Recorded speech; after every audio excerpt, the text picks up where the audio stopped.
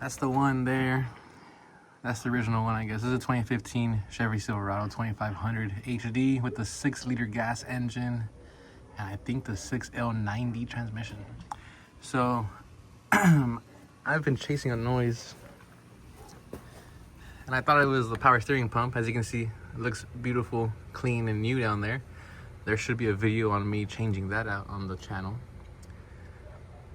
But it turns out the noise is probably the alternator. I'm just throwing parts at this truck and I don't feel bad about it because it's an older truck already. So throwing parts at it is kind of not anything I'm against on it. I don't mind having everything new on it. So threw new power steering pump on it, new idler pulley, new tensioner, new belt. Still making the noise. So I think it's the alternator. And I think it's the alternator because when I turned the truck on for like a first second or two, there's no noise. And then it made the noise after that. And I think that's like when the alternator kicks in. So anyways, that's besides the point. The truck has a bunch of new parts on it here in the belt drive assembly here. And it's about to have a new alternator. This is a 150 amp alternator. And I'm gonna put the 220 amp alternator on it. Costed more money. But let's see if it's worth it. Let's see if it just works, like if it's plug and play. Hopefully it is. If it's not, then you will know. I will tell you. Let's get to it. So for sure it's a 15 millimeter here on the tensioner. I'm gonna put a 15 millimeter here. And you just pull like you're tightening on the tensioner. And go ahead and slip it off. Simple as that.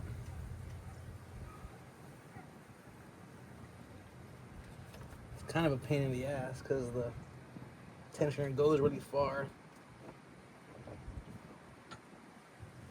But there you go. Now it's hanging down there. Next, I'm gonna pull this plug off. And this should be a live wire right here. This goes directly connected to your battery, so make sure this does not contact anything that's grounded.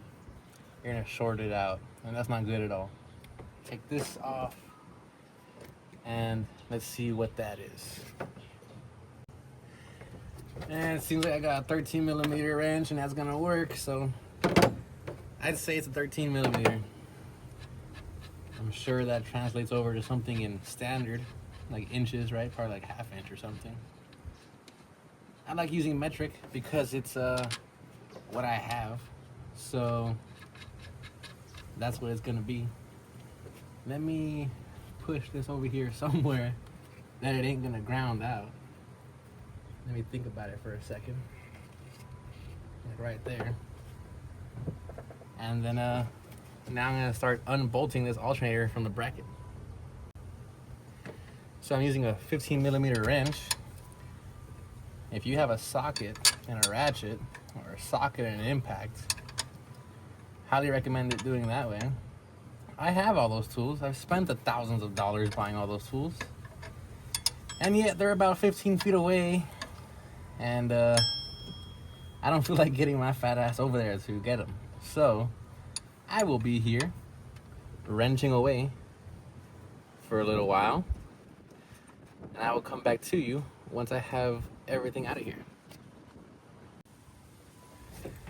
Alright, so I got both the bolts on the bottom down here out. And this sucker is still in there pretty good. Makes sense, right? Because it's the housing of the alternator against the bracket, against these type of little spacers here, like a little standoff spacer. So from all these years, it's kind of stuck in there. I'm gonna grab a pry bar and kind of pry it up from this side, maybe a little from the bottom. And I'm gonna pop it up and out, and I'll get back to you. All right, old alternator is out, as you can tell. It's actually kind of a pain. So if you're doing this on the side of the road, I wish you luck. The new alternator is a little wide right here. You gotta push these spacers back. You can come up with whatever way you want to do that. I'm gonna just hit him with a hammer. Voila! Couple of strikes with a hammer. It breaks that little bit of rust it's got or whatever, and bam, these sleeves fall front, or they fall forward. they slide forward.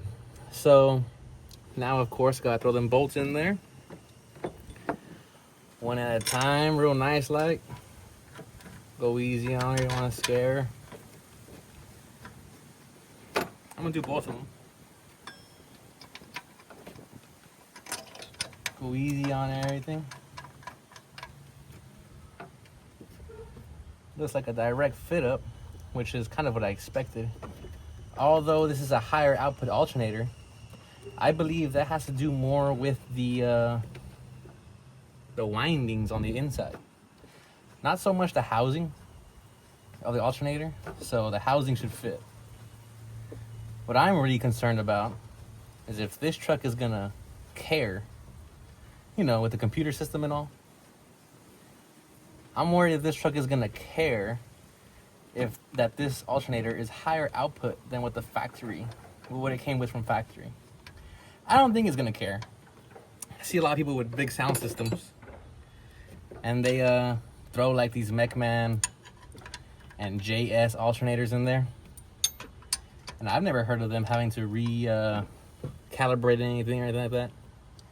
The one thing I have heard, if you're doing the big 3 upgrade, which is what I recommend for anyone even thinking about doing a sound system, which is where, you know, you upgrade your grounds and you upgrade your power cables and all that.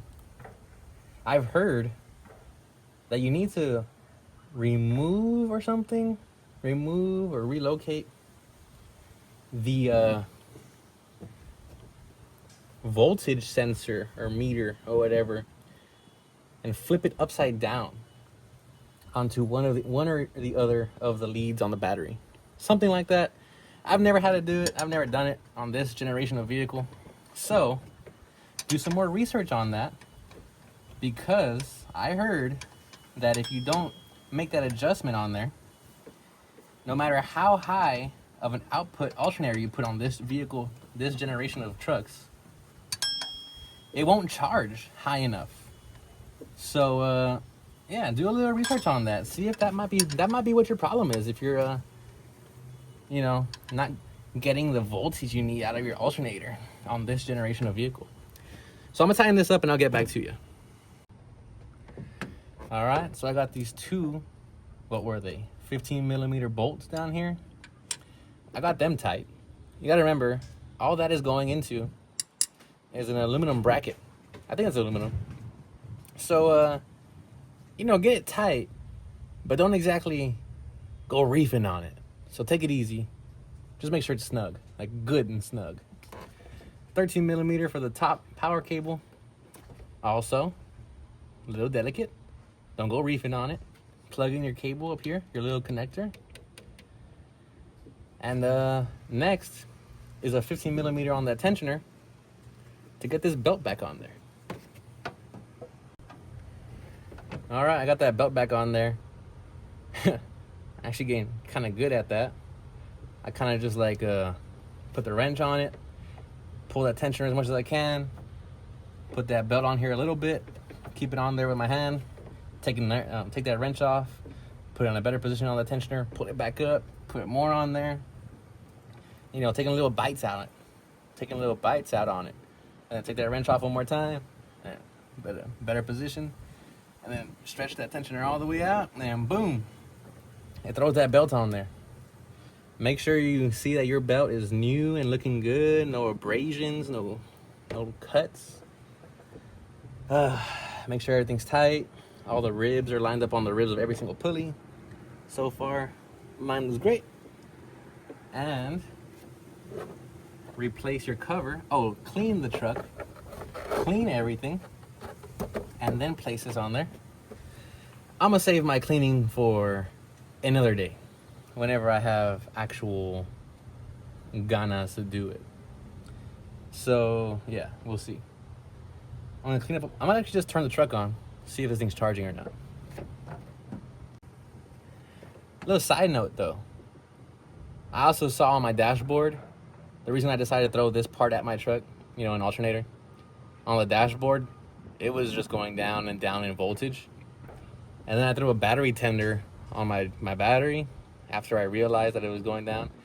And it said that my battery was like at 55 or 60%. So I know for a fact this thing wasn't keeping up, or the original one wasn't keeping up. Another side note, if you have any info on that flipping of the voltage sensor, whatever you want to call it, voltage meter, for when you upgrade your sound system and you have to flip it on a different terminal or whatever, different lead to the battery, let me know. Put it in the comments so everyone else can know. Because I just heard about that like on TikTok. But if you actually know and can explain it, put it down there. Share your wisdom. That's what it's all about. Sharing some wisdom. All right, so good news. I just disconnected my truck from the Bluetooth. So check it out. My voltmeter there, a little over 14. So she is charging, and that is exactly what we wanted. My truck is still cold. Also, I have a low tire. I need to get that fixed up. I'll just bust out the Milwaukee inflator and put a little air in it. Anywho, always check your gauges after it's been sitting for a while. Engine's cold, that's fine. Charging is up, that's beautiful. Fuel, that's fine. And oil pressure, perfect in the middle. But I would not have minded to have seen that a little higher. But at that many miles, I mean, that ain't too bad. So far so good. Let's go around to the engine side. And it is running nice and quiet. I have officially solved my issue. So the alternator sounded like a bad power steering pump. So now you know that if you have the whining of a power steering pump and you replace the power steering pump, then it's the alternator. So always check your charging, on your gauge cluster, or with a little voltmeter you can buy, you know what I mean? And then a dead giveaway also, which I'm thinking about it now, is if it's silent for a couple seconds, even half a second after you turn the truck on, and then it kicks on and makes noise. And I'm realizing that's probably what happened, is the old alternator would be just fine for a bit and then kick on after starting the truck after a second or two and make noise. So that was a dead giveaway that it was the alternator. I just I'm young and I'm learning, so forgive my ignorance, focusing on learning here. Learning. Put some better tips down there in the comments. But yeah, so far so good. Success, guys. Success. I hope this video helped.